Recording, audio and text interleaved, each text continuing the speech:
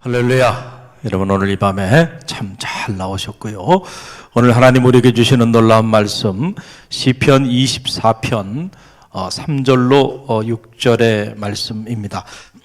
저와 여러분이 이 말씀 한 음성으로 말씀을 받들어 함께 봉독하며 나갑니다. 우리 함께 봉독합니다. 여호와의 산에 오를 자가 누구며 그의 거룩한 곳에 설 자가 누구인가? 곧 손이 깨끗하며 마음이 청결하며 뜻을 허탄한 데 두지 아니하며 거짓 맹세하지 아니하는 자로다. 그는 여호와께 복을 받고 구원의 하나님께 의를 얻으리니 이는 여호와를 찾는 족속이요 야곱의 하나님의 얼굴을 구하는 자로다. 아멘. 참 오늘 너무 귀한 생명의 말씀이에요. 우리 지난 밤에는 우리가 소유권이 중요합니다 라고 하는 놀라운 말씀을 우리가 함께 나눴고, 오늘은 시편 묵상 42번째 시간으로 축복의 사람이라고 하는 영적 주제를 가지고 잠시 말씀을 나누고 함께 기도하기를 원합니다. 저는 여러분이 믿음의 길을 걸어가면서 정말 축복의 사람이 되기를 간절히 열망합니다. 제가 말씀을 준비하면서도 속으로 계속 기도하는 거예요. 오늘 이 말씀을 듣는 이들이 정말 축복의 사람이 되게 하소서. 또 오늘 여러분이 이 말씀을 붙잡고 자녀를 위해 기도할 때 여러분의 자녀가 축복의 사람으로 변화되어지는 역사가 나타나게 될 줄로 믿습니다. 할렐루야. 축복의 사람, 축복의 사람. 여러분들이 바로 그 축복의 사람 되시기를 간절히 바랍니다. 그런 의미에서 우리 옆에 있는 분들 바라보면서 당신은 축복의 사람입니다. 당신은 축복의 사람입니다. 할렐루야. 그래요. 틀림없어요. 여러분 잊지 마시길 바랍니다. 여러분은 누구냐? 여러분은 축복의 사람이에요. 누가 뭐라 그래도 여러분 축복의 사람임을 꼭 기억하세요. 여러분 오늘 이 짧은 말씀인데 이 짧은 말씀 안에 보게 되면 하나의 동일한 질문이 반복적으로 이렇게 질문이 물어지면서 오늘 말씀이 시작되고 있는 걸 보게 돼요. 누가 여호와의 산에 오를 것이냐?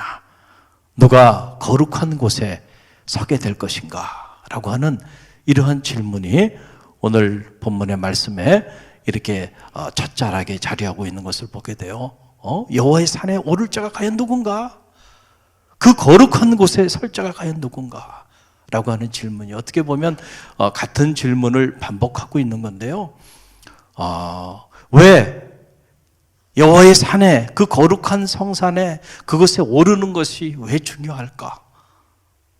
얼마나 그것이 중요하면 시인은 이 질문을 반복적으로 이렇게 하고 있는 것일까라고 하는 사실이에요. 제가 여러분에게 한마디로 말씀드리면 왜 여호와의 산, 그 거룩한 곳에 오르고 서는 것이 중요한가 하면 바로 그곳에 하나님의 성소가 있기 때문에 그래요. 뭐가 있기 때문에 그렇다고요? 성소, 하나님의 성소가 있는 곳이기 때문에. 그래서 여호와의 산, 이 여호와의 산은 어디를 나타내는 거냐면 바로 성소가 있는 시온산을 말하는 거고요. 거룩한 곳, 누가 거룩한 곳에 설 것이냐? 그 거룩한 곳이 지칭하는 곳은 어디냐면 바로 하나님의 거룩한 성소가 있는 예루살렘 성전을 말하는 거거든요. 할렐루야. 그러니까 하나님의 성소가 있는 그 높은 곳, 그것을 지금 가르치는 거예요. 여러분, 우리나라도 보면 지방에 가보면 많은 경우에 교회가 좀 이렇게 높은 곳에 자리하고 있는 걸 보게 되고, 우리 교회도 옛날에는 이것이 높은 지역이죠. 여기 높은 지역입니다. 지금 이게 언덕으로 이렇게 언덕 위에 교회가 있는 그 지역이에요. 이 지역도. 그래서 근데 이스라엘은 제가 성지순례를 가보니까 정말 높은 곳에 성소가 있어요. 예루살렘도 높은 곳에 있습니다. 그래서 예루살렘 성전에 가려면 올라가야 돼. 한참을 올라가야 돼. 그래서 그 꼭대기에 있어요. 그래서 성소로 나아간다라고 하는 거는 그냥 나아간다는 게 아니고 성소로 올라간다, 이런 표현을 쓰는 거예요. 올라가는 거예요. 성전은 올라가는 거예요. 세상으로는 내려가는 거예요.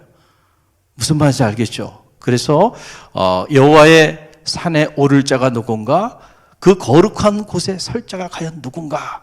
라고 하는 이 말은 성소를 향하여 하는 말이다 라고 하는 얘기예요. 그러니까 그렇기 때문에 이 성소, 누가 축복의 사람인가? 이 거룩한 하나님의 성소가 있는 그곳에 올라가는 사람이 축복의 사람이라는 거예요. 이해가 되시겠죠?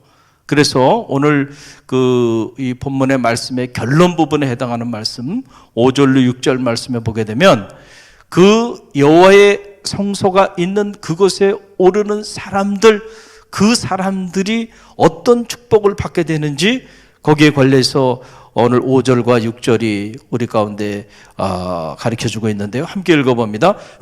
그는 여호와께 복을 받고 구원의 하나님께 의를 얻으리니 이는 여호와를 찾는 족속이요 야곱의 하나님의 얼굴을 구하는 자로다. 아멘. 여호와의 성소가 있는 그 거룩한 성산에 오르는 자에게 주는 축복, 첫 번째 축복은 그는 여호와의 복을 받을 것이라. 아멘 하신 분 그대로 될 줄로 믿습니다. 사람이 주는 복이 아니에요. 하나님이 주는 복, 하나님이 주는 축복은요, 사람이 감당할 수 없는 복인 줄 믿으시길 바랍니다. 저는 말하기는 여러분이 사람이 주는 복이 아니라 하나님이 주는 복을 누리는 성도가 되길 바랍니다. 여러분의 자녀가 사람이 주는 복이 아니고 하나님이 주는 복을 누리는 자녀가 되길 바랍니다. 여러분의 가정이 하나님이 부어주시는 축복을 누리는 가정이 되길 간절히 바랍니다. 또 하나, 높은 곳 거룩한 성소에 오르는 사람에게 주는 축복은 바로 뭐냐면은 여호와 하나님께 구원의 의를 얻게 된다는 거예요. 뭘 얻게 돼요? 구원의 의를 얻게 된다. 이게 지금 무슨 이야기냐면은 여러분, 우리는 자연인으로서 우리는 죄인입니다. 영적으로 보면 우리는 다 노예 같은 삶을 사는 거예요. 노예 근성이 우리 안에 있어요. 하나님의 그 칭의라고 말했죠. 우리를 의롭게 칭해 주시는 그 은혜가 아니면요, 우리는 다 사망의 종로로 탈 사람들이야. 가만히 세상을 한번 봐보세요. 아직도 사망의 종로로 타는 사람들이 얼마나 많이 있는가요? 그러나 적어도 여러분들은 하나님의 은혜 가운데 구원의 의를 덧입은 사람들이에요. 그래서 우리가 죄의 종로를 탔지만 이제는 더 이상 죄인이 아니고 의인이 된 거고요. 하나님의 자녀가 된 거예요. 사망에서 생명의 길로 우리가 인도함을 받는 축복을 받게 된 거예요. 이 거룩한 성소에 오르는 자들에게는요, 이건 세상이 줄 수 있는 복이 아니에요. 이 구원의 의는 오직 하나님께로부터 온다는 사실을 꼭 기억하시길 바랍니다. 이 축복을 누리는 거야. 또 세 번째, 이 거룩한 산에 오르는 자들에게 주어지는 축복은 뭐냐면 그들의 존재가 바뀌는데 이제 그들은 여호와를 찾는 족속 된다는 거예요.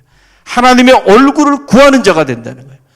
여러분, 아무나 여호와를 찾는 백성이 되지 않아요. 아무나 하나님의 얼굴을 구하는 자가 되지 않습니다. 여러분 보세요. 하나님에 대한 믿음, 하나님에 대한 사모하는 그 마음이 그 안에 충만하지 않으면요, 위기의 때에, 혼란의 때에, 이런저런 어려움이 닥칠 때 정말 하나님의 얼굴을 구하는가? 아니라니까요. 아무나 하나님의 얼굴을 구하는 게 아니에요. 그러나 성소, 그 거룩한 성소에 오르는 자들은 위기의 때에도 하나님의 얼굴을 구하는, 하나님을 찾는 족속이 되게 해주신다는 거예요. 할렐루야. 그럴 때요, 그런 사람은요, 위기를 만나지만 위기가 새로운 기회가 되고요. 할렐루야. 환난을 만나지만 그 환난을 통하여 살아계신 하나님을 체험하고요, 오히려 그 환난과 그 고난이 내게 유익했노라고 하는 놀라운 고백을 하게 되는 거예요. 그 전심으로 너희가 나를 찾고 찾으면 나를 만나리라 그랬잖아요. 아무나 하나님을 전심으로 찾고 찾는 게 아니에요. 하나님을 찾고 찾는 것이 복인 줄 믿으시길 바랍니다. 왜냐하면 그런 자들은 어떤 위기를 만나나 하나님을 만나게 되기 때문에. 그래서 하나님께서 그런 사람들과 함께 하셔서 환경을 변화시키는 놀라운 능력 있는 그리스도인의 삶을 살게 해 주신다는 거죠. 여러분, 이런 축복을 받게 된다라고 하는 거예요. 그러면 오늘 우리가 이런 질문을 할 수 있어요. 그럼 우리 모두가 그 거룩한 성소에 다 오를 수 있는가? 아니에요. 이 영적인 의미가 있는 거죠. 몸으로는 그 거룩한 높은 성소를 향하여 올라가는 사람들이 많이 있었어요. 예수님 당시에도. 그러나 영적으로 봤을 때 진정 모든 사람들이 그 성소에 오르는 그 거룩한 곳에 서는 자였는가? 라고 말한다고 한다면 아니다는 거예요. 모든 사람이 그런 건 아니에요. 저는 오늘 이 밤에 오신 여러분들, 우리 갈릴리교회 성도들은 여호와의 성산에 오르는 자가 되기를 바랍니다. 거룩한 곳에 서는 자들이 되시기를 간절히 바랍니다. 그럼 어떤 자들이 그 여호와의 거룩한 산에 오르고 그 거룩한 곳에 서게 되는가? 여러분, 이걸 여러분들 오늘 잘 들으시고요, 가슴에 새기세요. 첫째는 바로 뭐냐면은 오늘 이 말씀을 보게 4절 말씀 보게 되면 그 내용이 한 절 속에 기록되어 있는데 참 놀라운 말씀이에요. 이 말씀은 평생 신앙생활하면서 여러분이 새기고 또 새겨야 돼요. 자, 4절 함께 읽어봅니다. 곧 손이 깨끗하며 마음이 청결하며 뜻을 허탄한 데 두지 아니하며 거짓 맹세하지 아니하는 자로다. 자, 그러니까 여호와의 산에 오를 자가 누구며 거룩한 곳에 설 자가 누구인가? 질문을 던지고 그 질문에 대한 답으로 4절 말씀이 답인 거예요. 곧 손이 깨끗하며 마음이 청결하며 뜻을 허탄한 데 두지 아니하고 거짓 맹세하지 아니하는 자로다. 아멘. 한국 교회가요, 이 4절을 잃어버린 거예요. 그래서 진정한 의미의 축복의 사람이 되지 못한 거예요. 저는 말하기엔 여러분이 특별히 갈릴리 교회가 진정한 의미의 축복의 공동체가 되고, 여러분의 가정이 진정한 의미의 축복의 가정이 되고, 여러분이 진정한 의미의 축복의 사람으로 그렇게 하나님의 은혜를 누리는 성도들이 되시기를 간절히 바랍니다. 갈릴리 교회가 생활신앙을 강조하는 이유가 여기 있어요. 괜히 생활신앙을 강조하는 게 아니고, 진정한 의미의 축복의 문은 우리의 삶이 바뀌지 않으면 하나님이 부어주시는 축복의 주인공이 될 수 없기 때문에 그렇다는 거예요. 많은 사람들이 하나님의 축복을 갈망합니다. 축복의 사람이 되고 싶어 해요. 그러나 어떻게 해야 그 축복의 사람이 되는지를 잘 모른다는 거예요. 오늘 이 한 절의 말씀이 그것을 정확하게 우리에게 가르쳐줘요. 첫째는 뭐라고요? 손이 깨끗한 자가 되어야 된다요. 뭐가 깨끗한 자가 되어야 돼요? 손이 깨끗한 자가 돼야 여호와의 거룩한 산에 오르는 축복의 사람이 된다는 거예요. 손이 깨끗해야 된다. 요즘 코로나 바이러스 때문에 여러분 뭐 자주 씻으라 그래요? 손. 왜 그럴까요? 5만 가지 일들을 다 뭐를 가지고 왔어요? 손으로 다 해. 그러니까 그 손을 통해서 간염이 되는 거예요. 그러니까 그 손을 제발 좀 자주 씻어라 라고 하는 그런 얘기 있잖아요.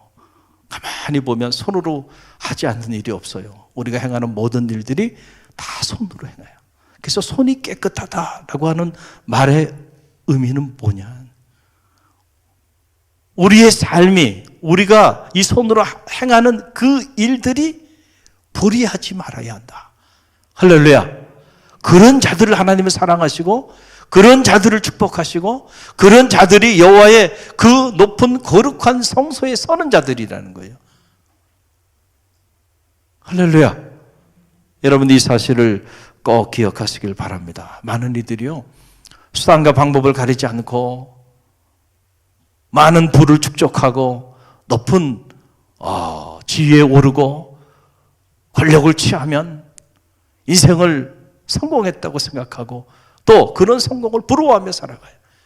심지어 어떤 경우에는 성도들 중에도 그런 부의 축적과 그런 성공을 마음속에서는 흠모하고 마음속에서는 부러워하는 사람도 있다니까요. 깨끗하지 않은 손으로요, 수단과 방법을 가리지 않고 모은 그 부가, 그리고 깨끗하지 않은 손으로 모은 그 재산과 그 명예와 그 권력이요, 결국은 다 독이 돼서 자기에게 가고 자기 자녀들에게 가고 자기 삶의 자리에 부메랑이 돼서 다 돌아오게 되는 거예요. 여러분 이 사실을 꼭 기억하고요. 그런 거 부러워하지 말아요. 할렐루야. 그렇다고 한다면 여러분은 이미 번지수를 잘못 찾은 거예요. 정말 하나님의 축복의 사람이 되는 건 요연한 일이 될 거예요. 저는 만약에 여러분이 정말로 하나님 앞에 축복의 사람으로 서기를 원한다고 한다면 여러분의 손을 깨끗이 하는 지혜가 있기를 간절히 바랍니다. 더럽혀진 손으로는요, 우리가 축복의 사람이 될 수 없고요, 부정한 손으로는 절대 우리의 삶의 자리 속에서 결코 행복한 삶을 살아갈 수 없어요. 아담의 손은 부정한 손이었어요. 왜냐하면 따먹지 말라고 하는 선악과를 따먹었잖아. 부정한 손이야. 가인의 손도 부정한 손이었죠. 그 시기와 질투를 제어하지 못하고 자기 동생을 쳐 죽였어. 살인자의 손이야. 부정한 손이에요. 아간의 손도 부정한 손이죠. 남의 걸 도둑질했어. 부정한 손이에요. 가룟 유다의 손도 부정한 손이에요. 주님을 은 30냥에 팔아버린 손이에요. 그 손이. 저는 말하기는 여러분의 손이 깨끗해지기를 간절히 바랍니다. 그래서 기독교 영성은 다른 게 아니에요. 영성운동 얘기하는데 다른 게 아닙니다. 손을 깨끗이 하는 운동에서부터 시작돼야 되는 거예요. 할렐루야. 그럴 때 진정한 의미로 축복의 사람, 성소에 이르는 축복의 사람이 된다라고 하는. 두 번째는 뭐예요? 마음이 청결한 자가 여호와의 성산에 오르는 축복의 사람이 된다. 뭐가 청결해야 돼요? 마음이 청결해야 돼. 여러분, 사람은 사람의 외모를 봐요. 외모를 보지 않으려고 노력해도 자꾸 외모를 보게 돼 있어. 그러다 보니까 많은 사람들이 외모에 그렇게 신경을 쓰는 거예요. 첫인상에 신경을 쓰고, 여러분들이 어디에 뭔가 면접을 하러 갈 때도 그래서 눈에 보이는 거 신경을 쓰는 거예요. 헤어스타일도 또 옷 맵새도 이런 거 신경을 너무 많이 쓰는 거예요. 그러나 사람은 그렇게 사람의 외모에 집착해요. 사람의 외모에 너무 관심이 많아. 그런데 여호와 하나님은 우리를 외모로 보지 아니하시고 뭐를 보신다 그랬어요? 정말로 그렇게 믿습니까? 정말로 여러분 이 사실을 받아들입니까? 그렇다고 한다면요, 우리가 우리의 외모를 치장하고 우리 외모를 꾸미는데 많은 물질을 투자하고 에너지를 투자하는 것 이상으로 여러분의 그 마음의 정원을 가꾸는 일에 물질도 투자하고 시간도 투자해야 되는 거예요. 이 대목은 아멘이 작군요. 그래도 오늘 이 밤에 나오신 분들은 그래도 그런 영성이 있는 분들이 나온 거예요. 무릇 지킬 만한 것보다 내 마음을 지키라. 생명의 근원이 이에서 남이라 그랬어요. 사람의 눈으로가 아니고요. 사람의 눈은 알 수 없어요. 사람의 마음은 10길 물속은 알아도 한 길 사람의 마음속은 모른다 그랬잖아요. 그러니까 사람은 몰라. 그러나 하나님은 우리의 마음의 중심을 감찰하고 계시고 하나님은 우리의 마음을 보고 계세요. 그러니까 여러분 한번 생각해봐. 하나님이 여러분의 마음을 들여다보신다고 생각해봐요. 그러면 여러분 달라질 겁니다. 정말로 이 사실을 믿는다면요, 여러분 여러분의 마음을 가꾸는 일에 많은 시간과 물질과 에너지를 투자할 거예요. 제가 대신방을 가보면 처음에는요, 제가 처음 부임했을 때 갈릴리 교회 가가호 대신방을 했잖아요. 놀랐어요. 뭐가 놀랐냐면 어떻게 갈릴리 교회 성도님들은 이렇게 깨끗하게 해놓고 사시는가. 가는 집마다 깨끗하더라고요. 이야, 너무너무 어느 집은 정말 넘어지겠어요. 반들반들 먼지 하나 없는 것 같아. 먼지 하나. 이야, 어떻게 이렇게 깨끗하게 해놓고 살까. 그리고 이제 나중에 제가 이야기를 들었어요. 보니까 남편 되시는 분들이 그러신다는 거예요. 어느 날 집에 딱 들어봤는데 집이 달라졌다는 거예요. 어떻게 된 일인가 했더니 목사님이 신방을 다녀갔다는 거예요. 그러니까 목사님이 자주 신방으로 왔으면 좋겠다, 이런 얘기를 하더라고요.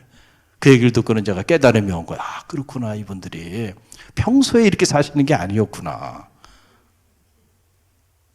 제가 속았던 거죠. 그래서 제가 신방 가겠다. 그러니까 날짜 잡히면 그때부터 집안을 치우기 시작하는 거예요. 그래가지고 어떤 경우에는 그냥 온 가족이 달라붙어가지고 청소를 다 해놓은 거예요. 그것만 보고 다니는 거죠. 그것만 보고 다니는. 제가 여러분의 집을 신방해도요, 여러분은 저에게 깨끗한 것만 보여주고 싶어서 더러운 걸 다 치우잖아. 그러시죠? 근데 하나님은요, 수시로 여러분의 마음을 신방하신다니까. 할렐루야. 근데 그 하나님 앞에는 깨끗한 거 보여줄 생각을 안 하고 한다는 건 여러분은 하나님이 여러분의 마음을 신방하고 있다는 사실을 인정하지 않는 거야. 정말 하나님이 내 마음의 중심을 오늘도 감찰하고 있다고 한다면 어떻게 내 마음 안에 시기하고 분내고 미워하고 이런 오염된 마음들을 마음에 품고 있을 수 있겠나요? 그 더러운 것들은 빨리 치워야죠. 할렐루야. 깨끗이 치워버려야 한다라고 하는 사실입니다. 정말로 예쁜 사람은요, 그래서 옛말에 마음씨가 예쁜 사람이 예쁜 사람이다. 근데 제가 살아보니까 정말로 그래요. 얼굴이 아무리 예뻐도요, 마음이 삐뚤어져 있어.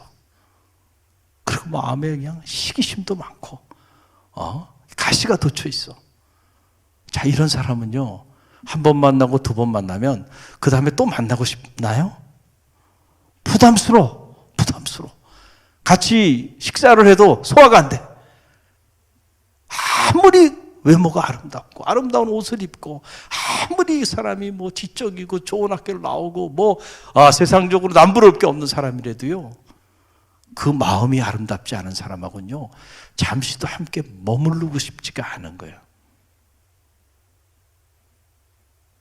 정말로 아름다운 사람은요, 마음이 아름다운 사람이에요.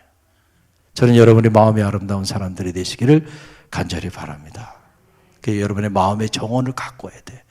아무리 아름다운 정원도요, 한 달만 가꾸지 않으면 정글이 되고 마는 거야. 그래서 이 정원은 잘 가꿔야 돼요.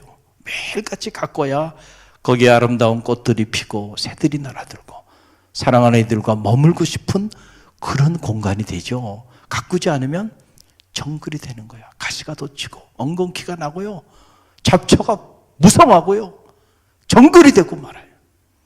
오늘 이 밤에 여러분의 마음의 정원을 한번 점검해 보세요. 카탈로스. 과연 여러분의 마음의 정원이 정말 하나님 앞에 아름다운 모습으로 자리하고 있는지. 그래서 예수님께서 행복에 이르는 8가지 길을 얘기하시면서도 예수님은 세상 사람들이 말하는 행복에 이르는 길, 이것과는 궤를 달리하잖아요. 마음에 관한 말씀하셨잖아요. 마음이 청결한 자가 행복하다. 저가 하나님의 나라를, 하나님을 볼 것이며. 카타로스. 마음이 오염되지 않은 사람, 마음에 더러운 것이 없는 사람, 마음이 깨끗한 그 사람이 정말 행복한 사람이다. 많은 사람들이 행복한 삶을 살기를 원해요. 그런데 어떻게 된 일인지, 그러면 그럴수록 점점 더 불행한 삶을 살아가. 왜 불행한 삶을 살아가고 있는지도 모르고. 이유는 어디냐면, 마음을 정결케 해야 행복한 삶을 살 수가 있는데, 행복한 삶을 살기 위해서 자기 마음을 점점 더 더럽히고 있으니까. 그러니까 행복하고자 몸부림치면 칠수록 점점 더 불행해지는 거예요. 어떻게 된 것이. 안타까운 일이죠. 세상 사람들은 그 이유를 모르는 거야. 여러분은 알잖아요. 할렐루야. 여러분의 마음이 청결해져서 정말 여호와의 거룩한 성소에 오르는 축복의 사람이 되시길 바랍니다. 자, 또 하나. 어떤 사람이에요? 자, 이거 애우세요. 제가 여러분 물어볼 거예요. 첫째가 뭐라고요? 손이 깨끗한 사람. 둘째가 마음이 청결한 사람. 셋째가 뭐요? 뭐라고요? 뜻을 허탄한 데 두지 아니하는 사람. 뜻을 허탄한 데 두지 아니하는 사람이 여호와의 거룩한 성소에서는 축복의 사람이다 라고 하는 사실이에요. 이게 무슨 말일까? 여러분, 우리는 가만히 보면 무슨 일을 하든지 간에 항상 뜻을 가지고 합니다. 뜻을 가지고 하죠. 여러분이 어떤 사업을 해도 뜻을 가지고 하고, 공부를 해도 뜻을 가지고 하고, 여러분들이 교회를 섬겨도 뜻을 가지고 섬긴단 말이에요. 그래서 이걸 뜻이라고 하는 것은 다른 표현으로 말하면 목적이라고도 말할 수도 있고, 또 더 은혜로운 표현으로 표현한다고 한다면 이것은 비전 혹은 꿈이라고도 말할 수 있어요. 우리가 인생을 살면서 뭔가 일을 행할 때 반드시 우리 안에 품은 뜻이 있어요. 다시 말해 우리 안에 품은 꿈이 있어요. 여러분이 오늘 이 금요 성령 집회 많은 사람들이 산으로 들러가고 이 불타는 금요일을 세상에서 연락하고 있는데 은혜의 보좌 앞에 여러분들이 나왔잖아요. 뜻을 가지고 나왔다니까요. 할렐루야. 마음의 소원을 품고 나왔잖아요. 바로 그걸 말하는 건데, 그것이 허탈한 곳에 있지 아니하는 사람이 바로 뭐라는 거예요? 축복의 사람이라는 거예요. 이 허탄한 곳에 둔다는 건 뭘 얘기할까요? 제가 간단하게 말씀드릴게요. 바로 이거예요. 여러분이 뜻을 품었는데 그 뜻이 여러분의 영광을 위한 것이라고 한다면 그건 허탄한 곳에 두는 거예요. 허탄한 곳에 두지 않기 위해서는 여러분의 품은 뜻, 여러분의 품은 꿈과 비전이 하나님의 영광에 초점이 맞춰지기를 간절히 바랍니다. 할렐루야. 그걸 점검해 볼 필요가 있어. 오늘 내가 내 마음속에 품고 있는 마음의 소원, 내 마음속에 품고 있는 미래에 대한 꿈, 비전, 이런 것들이 나의 영광을 위한 것인가 아니면 하나님의 영광을 위한 것인가를 구분해 보면 이게 허탄한 곳에 뜻을 두고 있는지 아니면 그렇지 않은지가 구분이 된다는 거예요. 여러분이 가정에서 가정을 섬길 때도 허탄한 데 뜻을 두지 않기를 간절히 바랍니다. 하나님의 영광에 초점을 맞춘다고 한다면 여러분의 가정 사역도 달라질 거예요. 교회에서 여러분들이 섬김을 갖고 나가고 있잖아요. 이런저런 모습으로 여러분들이 교회를 섬기는데 교회를 섬길 때도요, 뜻을 허탄한 데 두지 마시길 바랍니다. 그러면 여러분들 신앙생활 실패합니다. 반드시 실패합니다. 허탄한 데 둔다는 게 뭐라 그랬어요? 자기의 영광을 위하여 교회 봉사하시는 분들도 있어요. 이런 분들은요, 자기의 영광에 문제가 생기면 한순간에 시험에 빠집니다. 그리고 자기의 영광에 문제가 생기면 프로블럼 메이커로 전락되고 말아요. 자신도 비참하게 무너지고 주변의 많은 사람들도 힘들게 만들어요. 그러나 뜻을 하나님의 영광에 초점을 맞추고 봉사하고 헌신하는 사람들은요, 오히려 문제가 있고 어려움이 있을수록요, 자기를 낮추고 자기를 부인하고 하나님의 영광을 높이 올립니다. 그래서 그 사람들이 머문 자리마다 생명의 역사들이 나타나는 거예요. 할렐루야. 여러분의 믿음의 길을 걸어가고 하나님의 교회를 섬길 때 힘들고 어려운 일이 있을 때마다 오늘 이 말씀을 기억하고요, 과연 내가 이 일에 하나님의 영광에 초점을 맞추고 있는지 아니면 나의 영광에 초점을 맞추고 있는지를 빨리 영적으로 판단하세요. 사탄은 하나님의 영광에 초점을 맞추지 못하도록 여러분을 미혹할 거예요. 그래서 여러분 자신의 영광에 초점을 맞추게 할 겁니다. 그러는 순간 여러분은 시험에 빠지고 상처받고 결국은 무너져서 사탄의 종로로 타고 말 겁니다. 틀림이 없어요. 그래서 주님께서 누구든지 나를 따르려거든 자기를 부인하고 자기 십자가를 지고 나를 쫓을지니라 그랬어요. 할렐루야. 여러분의 믿음의 여정이 헛되지 않기를 간절히 바랍니다. 여러분의 아름다운 헌신이 축복의 사람으로 그 꽃과 열매를 맺게 되기를 간절히 바랍니다. 그러기 위해서는 초점을 하나님의 영광에 두시길 바랍니다. 어디서 무엇을 하든지 여러분들이 사회에서 사회생활할 때도 마찬가지예요. 궁극적인 목적을 하나님의 영광에 초점을 맞추시기를 간절히 바랍니다. 그럴 때 여러분의 그 자리가 빛이 날 거고 그 자리를 통하여 하나님과 사람 앞에 존귀하게 쓰임받게 될 거예요.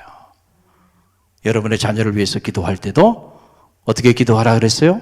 여러분의 자녀가 하나님의 영광을 돌리는 그런 자녀가 되게 해달라고 기도하세요. 그것은 곧 여러분의 자녀가 축복의 사람으로 그렇게 살도록 기도하는 그 일이에요. 세속적 욕망을 가지고 자기의 영광만 쫓아서 그렇게 뜬구름 잡듯이 살다가는요, 어느 한순간에 인생의 마지막 때가 되었을 때, 아, 내가 인생을 잘못 살았구나. 하나님 앞에 서야 될 그때의 두렵고 떨림으로 안타까운 모습으로 서게 된다는 거예요. 할렐루야. 자, 또 하나, 마지막, 뭘까요? 자, 입술이 신실한 자가 어떻게 된다고요? 여호와의 거룩한 성소에 오르는 축복의 사람이 된다. 무엇이 신실한 사람이요? 입술이 신실해야 된다. 여러분, 옛말에 말 한마디에 천냥빚을 갚는다 그랬어요. 그러니까 사람이 말을 잘해야 돼. 말을 가장 잘하는 방법을 제가 가르쳐 드릴게요. 말을 가장 잘하는 방법은 뭐냐면 말을 하지 않는 겁니다. 이해가 되시겠어요? 말을 가장 적게 하는 사람이 가장 말을 잘하는 사람이에요. 말이 많으면 허물을 면키 어렵다 그랬어요. 여러분들이 어떤 한마디 말을 해도요, 쉽게 내뱉지 말고요, 충분히 기도하고 하는 말입니까? 그렇다면 하세요. 그러나 여러분이 그 일에 대해 충분히 기도하지 않고 그냥 순간 생각나는 대로 그냥 막 말을 하면 여러분이 한 그 말 때문에 여러분이 이런 어려움을 겪게 될 겁니다. 그래서 지혜자는 말하기를 말이 많으면 허물을 명키 어렵다 그랬고, 이 영국의 속담에 보면 이런 말이 있어요. 지혜는 들음에서 나고 후회는 말함으로 생긴다. 지혜는 어디서 나온다고요? 들음에서 와.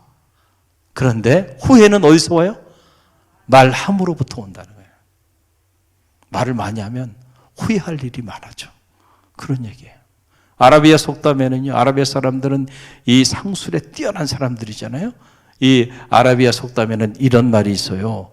듣고 있으면 내가 이득이고 말하고 있으면 남이 이득을 본다.